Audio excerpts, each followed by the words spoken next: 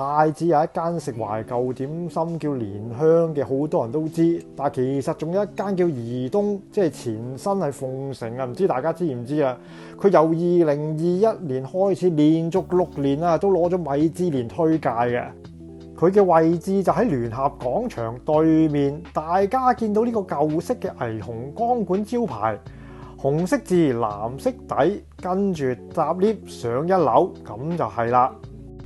上到去佢個裝修都係保持翻以前嗰個風格，有龍有鳳啊，中間有個壽字啊。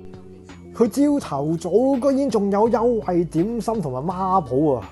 咁我梗係嗌孖寶啦，好似呢個馬柚蒸肉餅飯，你睇佢個份量足唔足夠先？嗰塊肉餅幾咁厚身啊！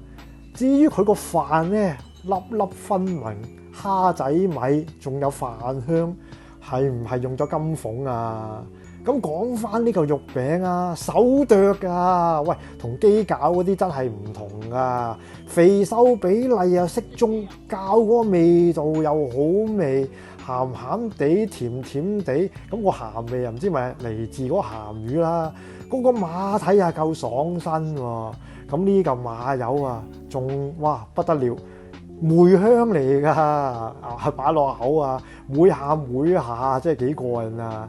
襯埋嗰啲薑絲嗰啲味咧，哇！真係一啖，即係唔係一啖啊，成碗一嘢啊食晒啦俾我，即係諗起都好味啊！唉，至於呢一籠北菇滑雞紮，唉唔使講都係讚啦。不過大家千祈唔好誤會，唔係賣廣告，全部都係自費嘅。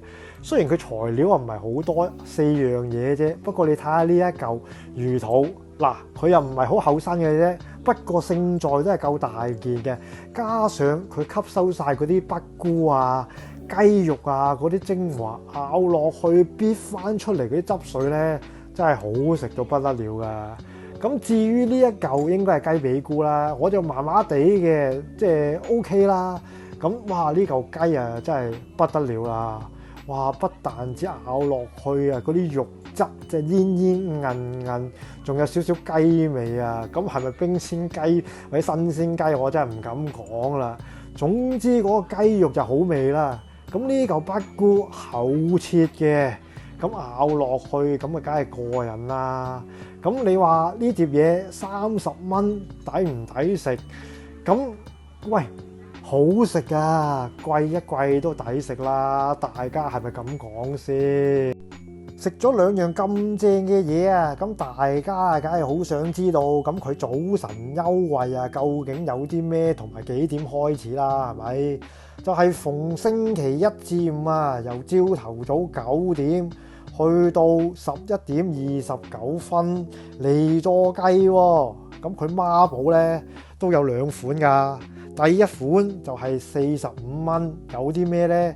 就係馬柚蒸肉餅飯或者皮蛋瘦肉粥，配鳳爪或者乾蒸牛肉燒賣，或者娥姐蒸粉果，或者鹹水角馬拉糕，仲有新疆棗黃糕。至於佢另外一個孖寶就需要52蚊嘅，貴少少。有咩呢？一係就係鳳爪排骨飯，或者香煎蝦米腸粉，配以下嘅點心。有啲咩呢？牛扒葉、鴨腳扎、叉燒包2隻、鮮蝦菠菜餃、上湯炸粉果，或者上湯鮮竹卷嘅。咁佢仲有另外2樣嘢係特別平嘅，就係薑汁雞包仔20蚊，或者潮州蒸粉果都係20蚊嘅。咁至於佢其他優惠呢，仲有16款嘅，比正價呢係平啲嘅。咁如果你埋單係11點半之後呢，咁呢16款嘅優惠點心呢，就要變翻正價㗎啦。咁有啲咩呢？就有皮蛋瘦肉粥、鳳爪排骨飯、馬柚蒸肉餅飯、鮮蝦腐皮卷、何者蒸粉果、乾蒸牛肉燒賣、家鄉肉環節瓜鋪、香芋鴨腳扎，仲有就係黑椒金錢肚、金銀蒜蒸排骨、北菇棉花雞、合桃叉燒酥2隻、鮮蝦炸雲吞、懷舊蘿蔔絲大餅、鮮蝦香西素翅餃同埋古法馬拉糕。咁至於呢個乾蒸牛肉，我相信而家咧唔係好多酒樓有得食嘅，咁佢都係屬於懷舊點心啦。咁但係我僆仔嗰陣時咧，就應該係青豆，就唔係粟米。咁你睇翻佢嗰個形狀啊，4粒都係有啲出入嘅喎，所以應該係手做，就唔係機做嘅。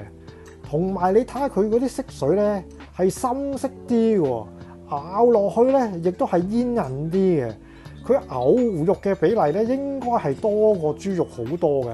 佢所以咧，佢唔係話好腍身嗰隻嘅，咬落去咧，亦都唔係話哇滑到不得了嗰啲嚟嘅，係有啲咬口嘅。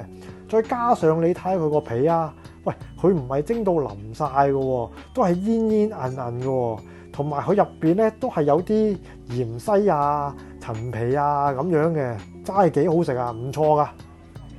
再嚟就係呢個金豬鹹水角，你睇下佢炸得幾咁金黃色，幾咁靚仔啊！仲有喎，個筷子一篤佢就穿啊，脆得幾咁誇張啊！師傅真係好嘢啊！呢個炸爐師傅開俾大家睇下，你睇下佢嗰層皮啊，幾咁脆啊！入邊中間煙煙韌韌嗰啲，你睇落去係咪好似好厚咁樣喎？而家出邊食嗰啲好薄噶嘛，其實啊，即係我喜歡啦，呢啲即係我覺得啦，同埋呢啲先係正宗啊！啲中間呢一陣嘢啊，哇，咬落去煙煙韌韌噶，即係同嗰啲好薄嗰啲齋脆嗰啲感覺咧，係完全唔同啊！加上你睇下佢餡啊，喂，你好似唔係好多咁樣喎，係咪啊？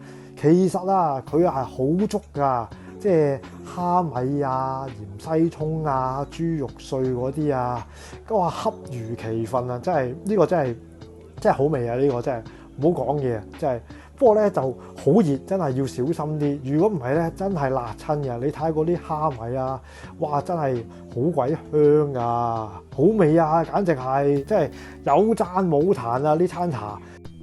咁又同大家好快咁講下啦，佢茶位咧星期1至5早茶係12蚊，小點20蚊，中點30蚊，大點咧就係37蚊嘅。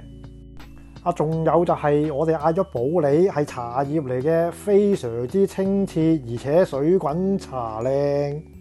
咁呢餐茶又飲完啦，亦都非常之開心，仲覺得係賺咗添啊！簡直係嗌咗個孖寶，價值係45蚊，乾蒸牛肉26蚊，棉花雞30蚊，茶位每位12蚊，兩個就24蚊，連加一共係138蚊。咁呢啲就係佢其他嘅菜單嚟嘅，平均都係百零蚊啫。不論小炒啊、小菜啊、炒粉麵飯啊，都係大概都係咁嘅價錢啦。咁有興趣嘅網友啊，可以研究一下啦。咁今集我哋又同大家分享到呢一度啦。如果中意我哋影片嘅網友啊，真係唔該幫忙大力咁樣訂閱我哋、點讚我哋，同埋將我哋嘅影片分享出去俾你哋啲親戚朋友。咁我哋下次又再同大家講過啦，拜拜。